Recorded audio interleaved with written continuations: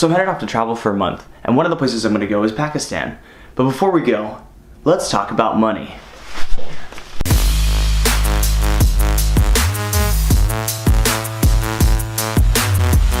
Welcome back, ladies and gentlemen, to another episode of College Free. My name is Alexander, and today we're going to talk about money and how it is that I'm able to afford to travel like I do. Since January, I've been working 2 jobs here in Katy, Texas. I worked at a bicycle shop, and then I worked as a server. Here's the thing that a lot of travel bloggers don't talk about. It's how they get their income. The one thing we have to understand is that not all of life is going to be glamorous. There's going to be a lot of really boring parts. And over the last 3 months, there was a lot of really boring parts. It was just like eat, sleep, breathe, work. Right behind me is basically my little world. It was literally just a shopping center. So the bicycle shop was about 200 meters from the restaurant that I worked at. My diet was like exclusively ramen noodles. I have $2,600 that we're going to use over the next month to travel.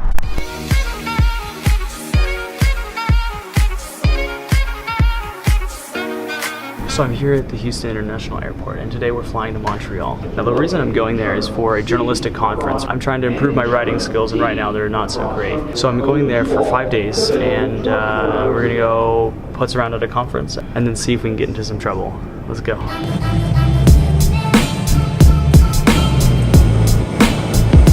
So the flight's already going pretty good so far, so I'm gonna move up to Economy Plus, because the flight's almost empty. They had to move the weight forward, so we got a lot of leg room, and then we got like snacks.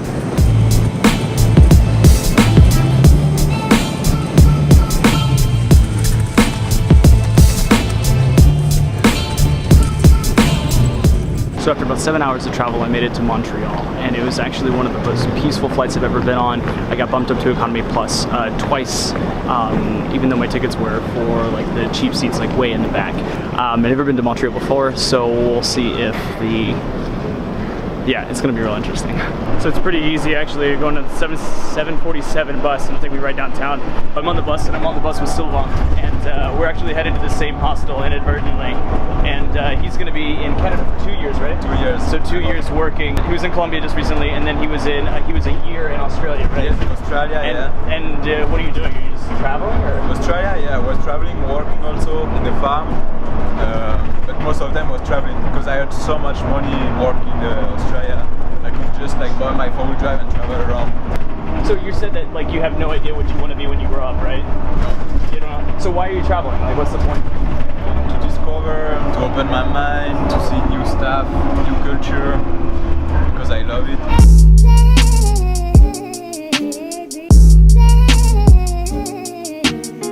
So apparently we just got lost, so we're gonna walk a little bit more.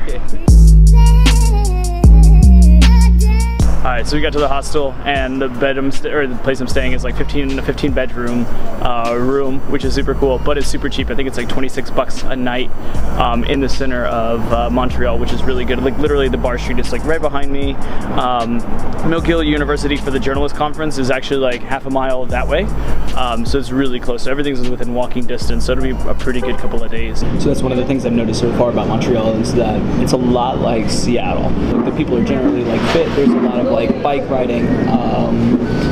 There's some decent food. I don't know. I haven't really gotten that far into it. I'm about to head out to McGill University for the registration. In the meantime, I'm just crushing all of this. So I got to tell you now that like I'm already way over my head. The topics that they're talking about in the conference, like I have no idea. We haven't even started yet. This is just a reception, and like seriously, like, I have no idea what I got myself into. So this morning,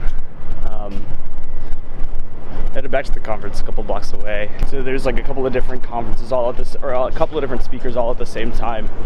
I just have to attempt to understand what it is they're talking about, because like everything is like at a doctorate level, and I have absolutely no clue what they're talking about. Another thing about this conference so far that I really like is the amount of food that they've been providing, which is awesome because I'm so broke to just take all the food here. I'm here for like specifically for like journalism, so we'll see if we get any of the conferences or any of the talks about journalism. We just had a panel, and I understood like maybe 10% of what was actually like spoken about. One of my favorite things so far about the whole conference is the fact that there's like a ton of free food, even though I understand like literally less than 10% of like most of the stuff that's being talked about. The food's not bad. We're exploring exploring the means by which the study of race can help us to understand the art of narrative, as well as using the narrative toolbox to help us better understand the formal, aesthetic, and rhetorical operations of narrative produced by a wide variety of artists who come from diverse racial identities and ethnic traditions. So I came back from the conference earlier because my brain's totally fried. I've never heard so many big words in one day in my entire life, which kind of shows like how smart or not smart I actually am. So last night I did go out. So I did this thing where I rate each city by the parties they throw, right? So last night I would say it's something about a 6 out of 10. The reason is the music was good, even though it was like the top 200 hits. The DJ was constantly flowing, so like about every minute and 30 seconds he would change the song. So that was good, and then also the vibe. The people were actually dancing, and it was a pretty wide range of people. Like the demographic was pretty good. I told you guys if something exciting happened, I would talk to you guys. So I'm meeting Emmanuel from Tinder, and she doesn't know I'm filming this. So, and she's super shy apparently. I almost fell on the steps. How are you? I'm good, how are you? So it's filming, just so you know. You gotta say hi. Oh, hey! That's awkward. Wait, it's good to meet you. Alright, let's go do this. So she's gonna show me around Montreal. Yeah, I don't know downtown actually. Okay, so we're gonna go find out Montreal. So we're at this place called The Warehouse. Okay, so I'm illiterate. But the cool thing about this place that we just figured out is that you can, well, number one, you can buy beer for the staff in the back. So we're definitely gonna buy some beer for them. And the other thing is you could buy like a meal for like homeless? Yeah, for like the homeless. So probably do that. But like, yeah, it's pretty cool and it's pretty packed in here. Tell me, what's in the Montreal? It's double for the price of a single and Corona. Oh my god. This is awesome. You get the best cocktail ever, pretty much. It's a mix of everything and you'll get drunk for sure. Alright, so what are we eating? We don't even know. It's pasta, like sun-dried tomatoes. What is that? That's poutine. What's in it? It's gravy, fries, and cheese, pretty much.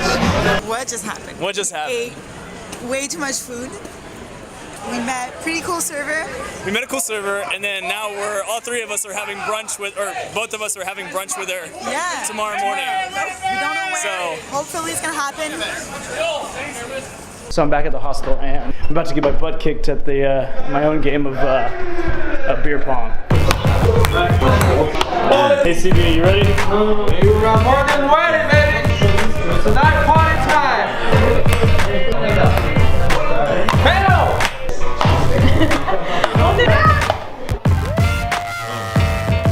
Look at that.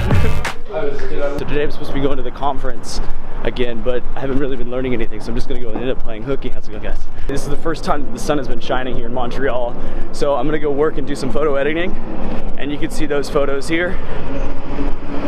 And then after that, I'm gonna head out, and we're probably gonna meet Emmanuel later, and then we're gonna meet the waitress from the bar, and then I think there's one other person coming, so we're gonna go get like brunch or something. This would be kind of cool. There's a vista point right above like Montreal, and I'm gonna go up there to take some pictures, and but all I can say is that I'm really out of shape.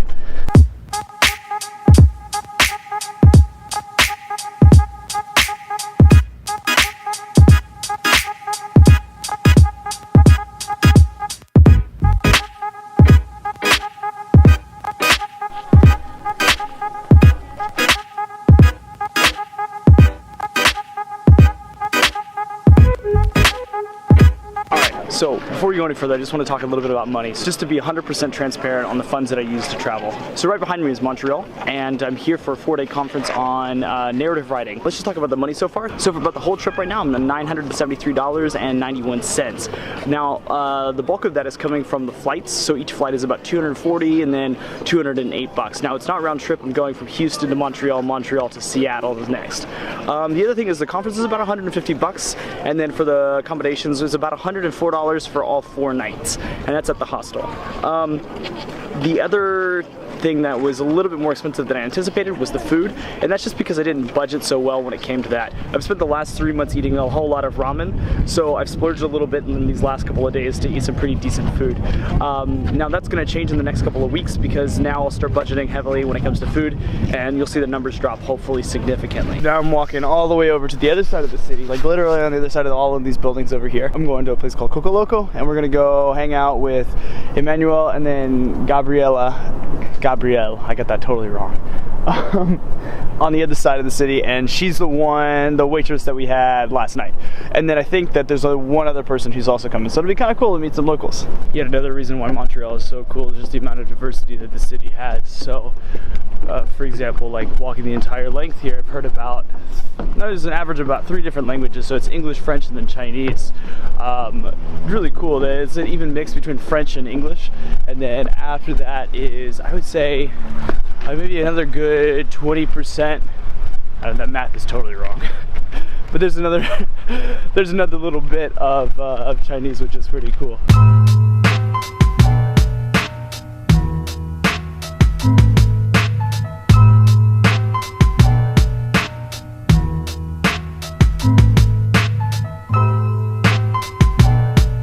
Puis lui, il va prendre l'incroyable avec French toast, comme tu veux.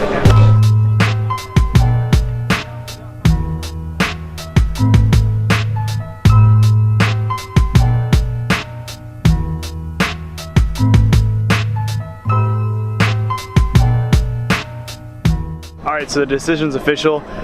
I'm going on the Ferris wheel.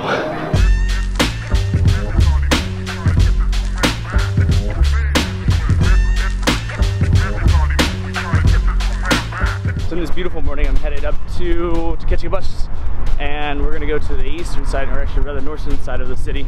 I think we're gonna go figure out some of the bagels. So Montreal has 2 big rivalries between bagels. We're gonna go visit both of them and then test and see which ones are actually better. I'm already gonna be late. The bus that I chose was a night bus, so it doesn't come when I thought it was gonna come. So I'm gonna go get the metro, which is like pretty far.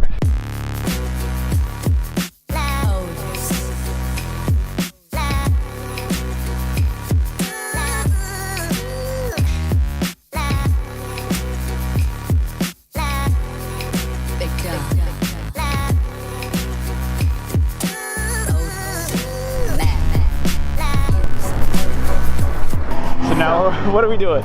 We're gonna eat bagels, which is like the best thing in Montreal. So tell us about the bagels. So there's actually two different. Yeah, so there's Fairmount bagels and Saint-Viateur, and people are it's like a conflict in Montreal to know which one is better.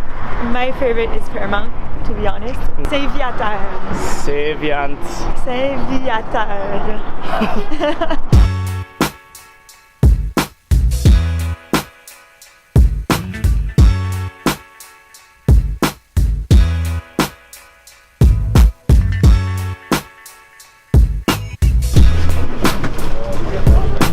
Pourquoi choisissez-vous Bagel Treatment?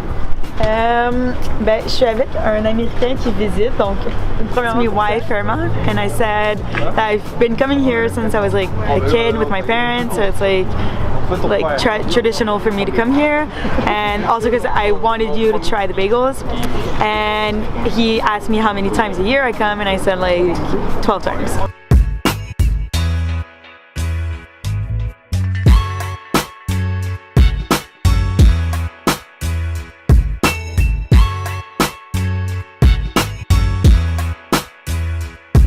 So I've got 2 bagels here. Well, actually, I got 4 bagels here, and one is from Fairmont Bagels, and the other one is Saint-Viateur Bagels. Pretty good. That one. So one of them is sesame, and then one of them is cinnamon raisin. So we'll see which one's in there.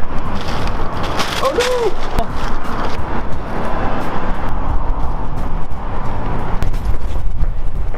no! I think Fairmont's better on this one. Yeah.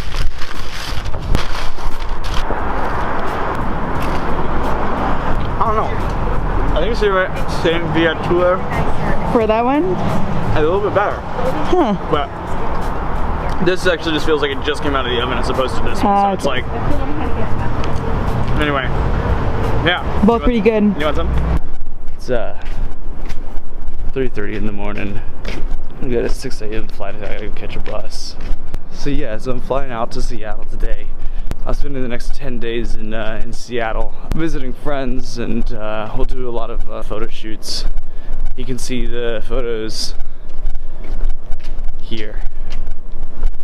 And then after that, I'm headed to Pakistan. But don't forget to like, share, and subscribe, and live hard and stay awesome.